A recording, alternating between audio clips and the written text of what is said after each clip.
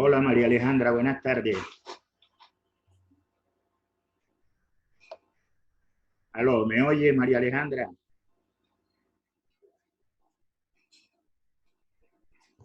Sí, Bien, sí lo escucho.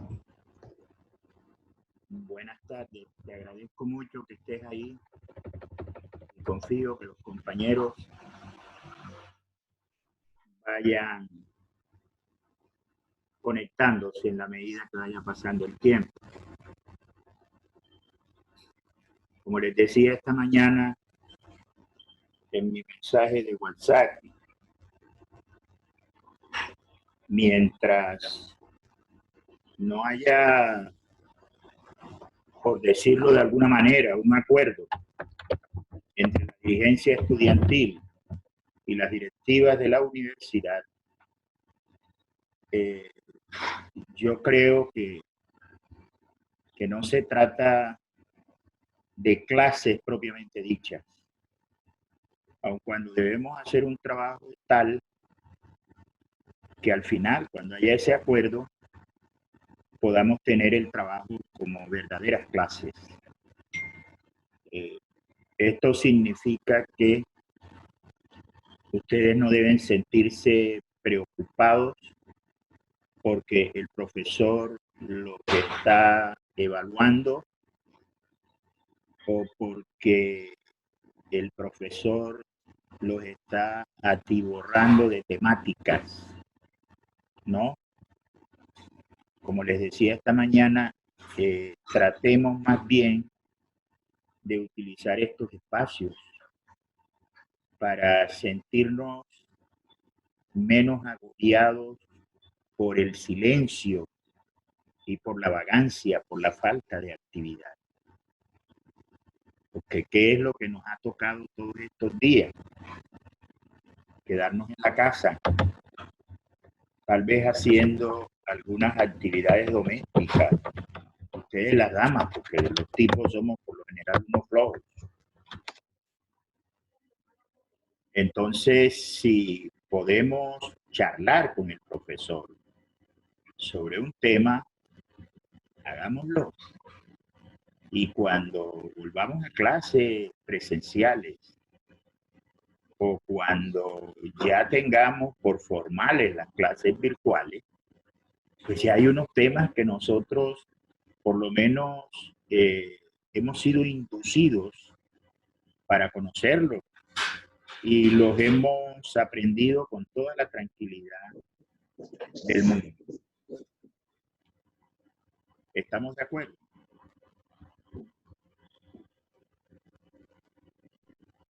¿Aló? Sí, señor. Sí, señor. Como les dije, es una conversación. Así que en la medida que ustedes tengan algo que decir, manifiéstenlo abiertamente, sin ninguna incomodidad. Eh, en la siga, María Cassiani, siga.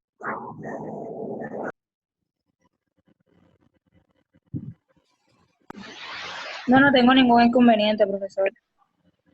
Bueno, creo que en alguna clase nosotros logramos dar unas 2 o 3 clases. Yo les comentaba a ustedes de cómo la única materia prima, la única herramienta y la materia final que disponemos para formarnos como abogados es la palabra, el uso de la palabra. La palabra hablada y la palabra escrita. Es el medio de comunicación y al mismo tiempo es el medio de realización de nuestro trabajo. Observen ustedes cómo los profesores tratamos de realizar nuestro trabajo y ustedes, el trabajo de ustedes. Santiago. Y cuando ustedes sean abogados, pues será a través de la palabra hablada y de la palabra escrita que harán su trabajo, tanto como abogados litigantes argumentando en favor de su representado en condiciones demandantes, como argumentando en defensa de su representado en la condición de apoderados del demandado, o como jueces, o como magistrados, o como concejales, o como alcaldes, o como presidentes de la República, o como funcionarios de los organismos internacionales, porque el derecho les abre a ustedes un abanico de posibilidades extraordinarios, inclusive como gerentes de sus propias empresas, administradores de empresas privadas, funcionarios de instituciones públicas. Y en todas esas actividades, incluida la docencia, el instrumento de que se van a valer es la palabra hablada y la palabra escrita. De tal manera que convirtamos estas sesiones en unos ejercicios de uso de la palabra hablada. Ya llegará el momento, cuando sea oportuno, que ustedes se expresen en términos de palabras escritas. Recuerden que cuando les presenté el proyecto docente y les entregué el microcurrículo, yo les decía que de cada tema que abordáramos hicieran un resumen. De cada tema que abordáramos hicieran un resumen. Con el objeto de que ustedes concluyeran en ese resumen escrito, con el objeto de que ustedes concluyeran en ese resumen escrito lo que han entendido. Ahora que estamos en este sistema virtual, pues obviamente ustedes vayan acumulando esos ejercicios escritos de ustedes, vayan teniéndolos allí. Cuando el Consejo Estudiantil lo crea pertinente, o cuando el coronavirus nos permita volver a las aulas, entonces ya ustedes tienen sus resúmenes. En algún momento el profesor les va a decir, bueno, háganme el favor y muéstrenme su resumen sobre el tema de la clasificación de las normas jurídicas. Venga y susténtelo aquí. Profe, disculpe, María, apaga el micrófono. María Cassiani.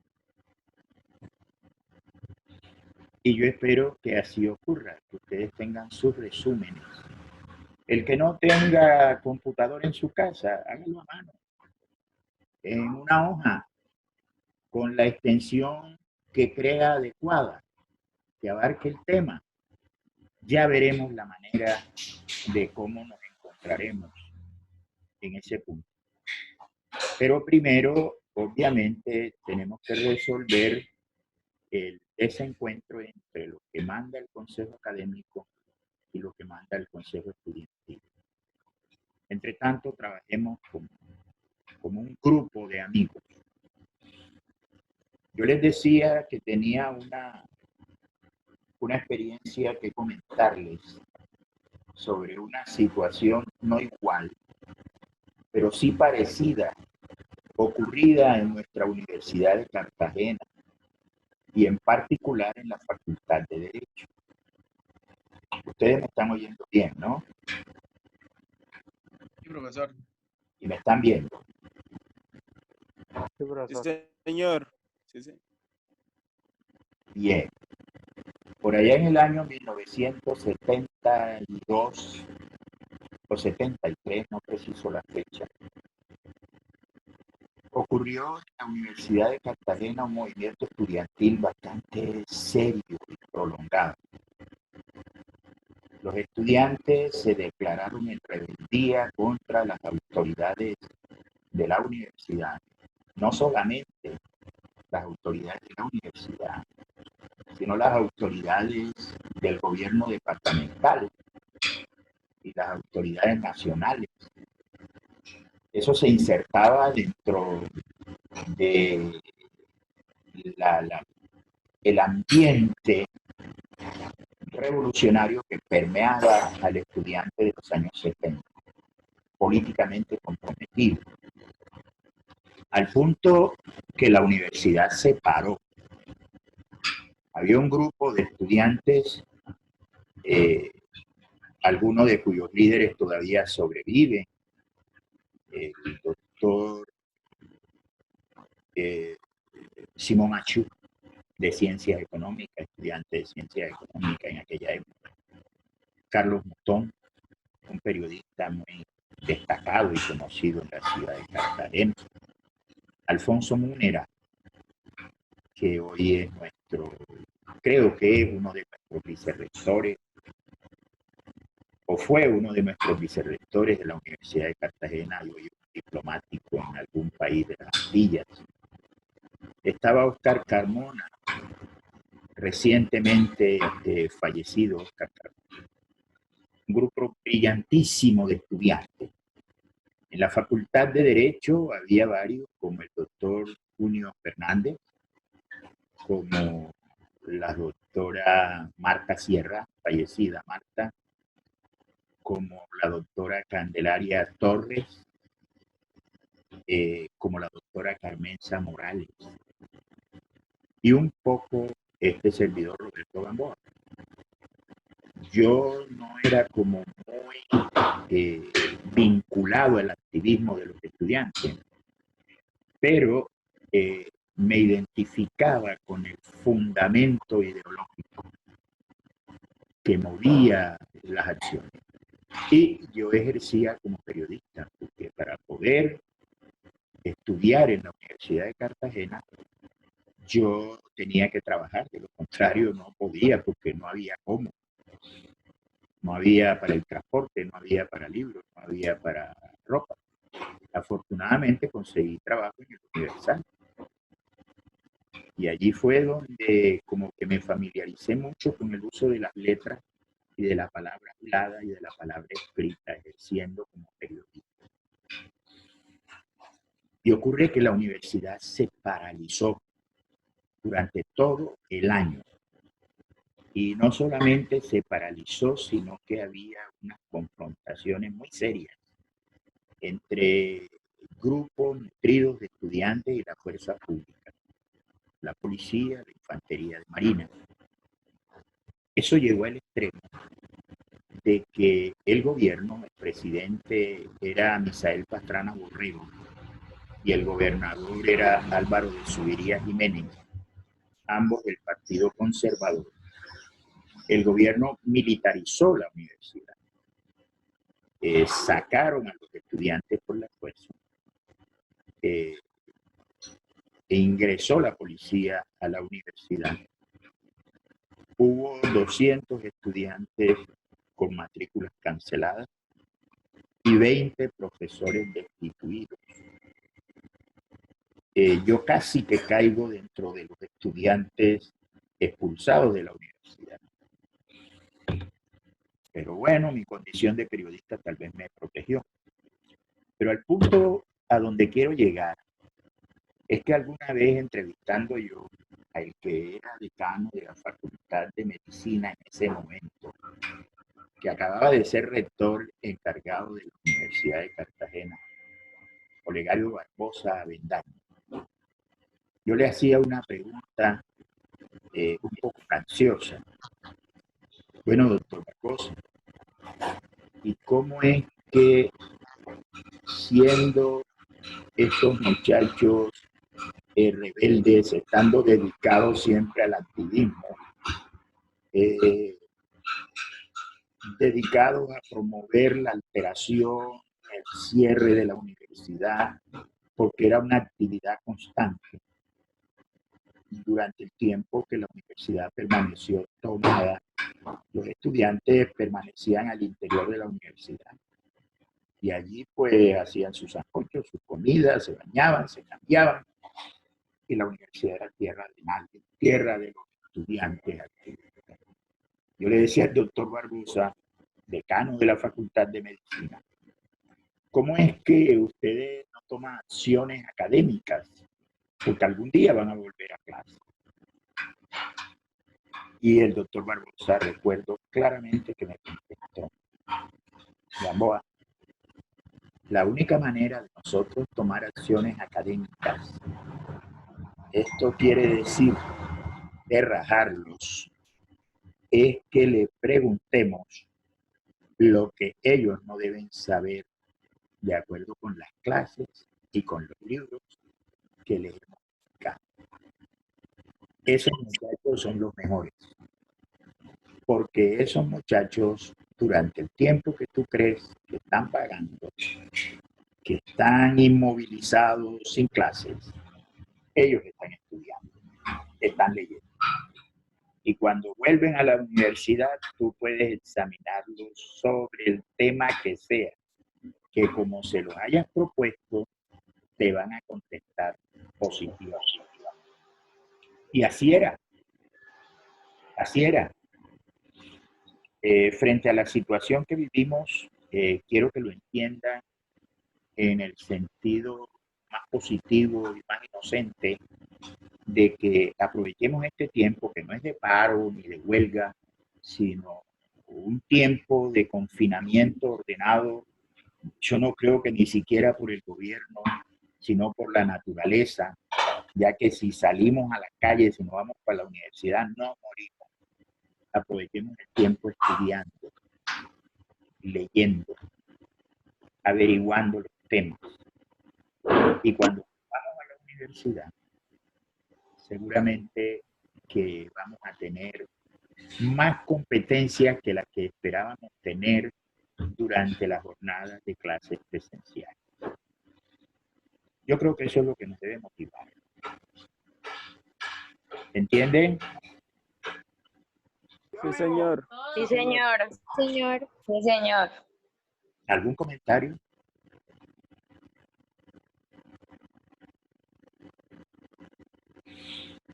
Bien.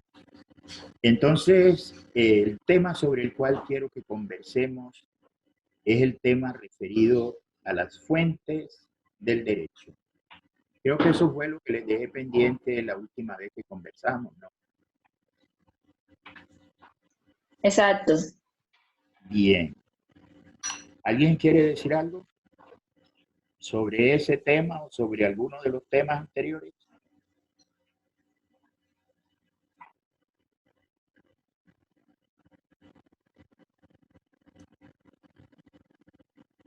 Bien. Yo creo que ya nosotros tenemos claro que cuando hablamos de derecho, hablamos de un conjunto de normas o un sistema de normas. Yo creo que sin haber dado la respuesta a la pregunta que nos tiene vinculados a este trabajo académico, la pregunta nuclear del proyecto docente, como ustedes lo pueden mirar en el microcurrículo, ¿qué es el derecho? Sin tener los elementos conceptuales para responder esa pregunta, sí tenemos ya una percepción en el sentido de que el derecho está constituido por normas. Dijimos que las normas son juicios que pretenden provocar comportamiento. Hablamos de comportamiento cuando nos referimos a acciones humanas, acciones de seres humanos, porque lo analizamos. El único animal que está en la posibilidad de realizar actos en forma deliberada y consciente es el hombre, porque el hombre es racional, el hombre es libre y el hombre es social. Y estudiamos esas tres dimensiones del hombre. Y dijimos en ese sentido, entonces, que las normas se caracterizan por tratar de provocar conducta. Por eso se dice que la finalidad de los juicios normativos es práctica, a diferencia de los juicios enunciativos, cuya finalidad es teórica. Las normas se predica validez o no validez. De las normas no se puede decir que son verdaderas o son falsas. La verdad o falsedad se predica de la ley natural, o sea, de las reglas que regulan los hechos que se dan en la naturaleza. Esta mañana se dio un hecho en la naturaleza. Tembló en una buena parte del territorio de Colombia. ¿A qué se debe ese temblor, ese movimiento telúrico?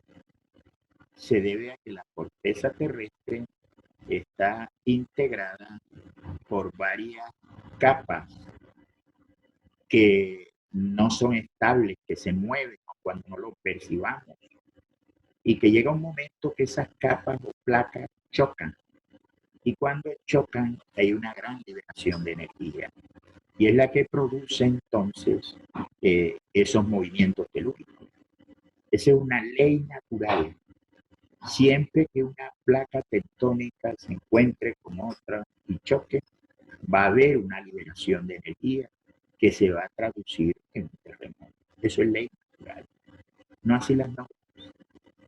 Siempre que ocurra un hecho regulado por una norma, no necesariamente va a ocurrir la consecuencia.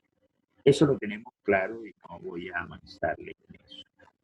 Luego clasificamos esas normas desde diversos puntos de vista, según sus fuentes, según el ámbito temporal de validez, según el ámbito personal de validez, según su jerarquía, según sus sanciones, según el ámbito material de validez.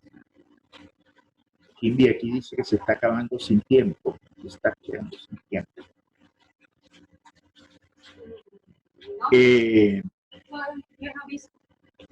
Al clasificar las normas de esa manera, y ustedes pues completarán el análisis de la clasificación, nos damos cuenta que las normas, como lo encontrarán explicado en Norberto Bobbio, entre la bibliografía que les he recomendado está el libro Teoría General del Derecho de Norberto Bobbio. No se los he subido porque es un libro que está sometido todavía a la protección del derecho de autor y creo que no es fácil conseguirlo electrónicamente y subirlo. Pero en tanto que les sea posible, consúltenlo. Y entonces ustedes encontrarán en el primer capítulo de la primera parte del texto que la totalidad de los actos de relación intersubjetiva que realizamos están integrados por normas. Y que hay normas de diversas clases, de diversas categorías, de diversas jerarquías, de diversos contenidos. Desde que nos levantamos hasta que volvemos a cerrar los ojos durante la jornada diaria y diurna, hemos realizado un montón de actos de relación intersubjetiva, o sea, con las demás personas, que son objetos de regulación normativa. Y los realizamos casi que sin darnos cuenta. Nos dice Norberto Bobbio que la vida social del hombre es una experiencia normativa, que desde que nacemos hasta morir, la mayoría de las actividades que realizamos están reguladas por normas. Y yo me atrevería a decirle a ustedes que aún antes de nacer, porque ustedes encuentran en el Código Civil normas reguladoras del no nacido. En el título preliminar del Código Civil, que les he pedido que lean, el título preliminar, esa primera parte del Código, les dice que la ley protege al que está por nacer y le da una garantía de supervivencia al nacido, al no nacido. Y dice el mismo Código Civil en su artículo 94, si no me equivoco, que la existencia legal, o sea, la personalidad jurídica, la existencia jurídica de la persona humana, comienza con el nacimiento. Que quien muere dentro del vientre materno, quien no sobrevive al hecho del nacimiento, un momento siquiera, se entenderá que nunca jamás existió. Y luego, si ustedes siguen el Código Civil y se van, por ejemplo, al libro segundo, que habla del dominio o propiedad, les dice que el dominio o propiedad es el que se tiene sobre las cosas con derecho a usar, a gozar y a disponer de las cosas. Pero ¿quién tiene ese derecho? La persona humana, directa o indirectamente. Y luego se va al tercer libro, que es el de obligaciones y contratos. ¿Quiénes son los sujetos que concurren a esa relación de contratante y contratista, obligado y pretensor? Los seres humanos, los hombres, y las mujeres, obviamente, los sujetos humanos. Y finalmente, en el libro cuarto, que es el libro de sucesiones, entonces ustedes encuentran allí las normas que regulan la distribución o la disposición de las cosas, de los bienes, del patrimonio de ese ser humano que ya no existe. Entonces, las normas jurídicas nos siguen a lo largo de toda la vida, y no solamente las normas jurídicas. Estudiamos también las tres clases de reglas que más inciden en las relaciones intersubjetivas entre las personas. Y dijimos que estas son las normas de la moral, las normas convencionales o usos sociales y las normas jurídicas o reglas de derecho. Esta mañana yo recurría a la invocación de una norma convencional o uso social, la cortesía. La regla de cortesía es actuar conforme al deber que el grupo espera que tengamos con él, en el sentido de ser amable, de darle al otro el trato que esperemos recibir de aquel. Y esa es una clase de regla. Bien, pero el objeto específico de nuestro estudio, aun cuando luego vamos a ver que están interrelacionados, porque las normas jurídicas en no pocas ocasiones tienen como antecedentes necesarios los usos sociales. Y esos usos sociales tienen un fundamento en la ética pública y consecuencialmente impactan la moral. La norma que nos va a ocupar es la norma jurídica. Nosotros definimos la norma jurídica como la regla de comportamiento obligatoria que impone deberes y atribuye derechos. La norma jurídica es una regla de comportamiento obligatoria que impone deberes y atribuye derechos, y cuya transgresión, cuyo incumplimiento genera un castigo de la autoridad pública, o sea, una sanción del Estado. Recuerden que las normas morales son reglas de conducta interior que determinan lo que para la persona es bueno, y que el incumplimiento de un deber moral lo que genera como sanción es el remordimiento de conciencia. Si moralmente tengo por principio no mentir y miento, me remuerde la conciencia, pero solamente yo soy consciente de ese sufrimiento interno. Las normas convencionales o usos sociales, recuerden que las definimos como reglas de comportamiento social. García Maynard les dice que los usos o convencionalismos se parecen al derecho en que tienen carácter social. Son normas de grupo. Estas son heterónomas. Tienen cierta bilateralidad. Son incoercibles y son exteriores. Y el incumplimiento de un deber convencional es la exclusión. Si yo los saludo a ustedes, muchachos, buenas tardes, y algunos de ustedes no me contestan, buenas tardes, profesor, lo que yo voy a hacer es que el día que me cruce con ese, pues tampoco lo saludo, y no es más. En el caso de la norma jurídica, hay una sanción material, moral o económica de parte del Estado. Las normas jurídicas son heterónomas, son bilaterales, son exteriores y son coercibles. La coercibilidad es la característica distintiva básica de las normas jurídicas. La coercibilidad que consiste en la posibilidad de que el deber contenido en la regla se haga valer aún en contra de la voluntad del obligado, llegando hasta el uso de la fuerza para que se cumpla. Por ejemplo, tenemos el deber de confinarnos en nuestros hogares. Tenemos el deber de no salir a la calle, como no sea en las fechas que están indicadas por la autoridad.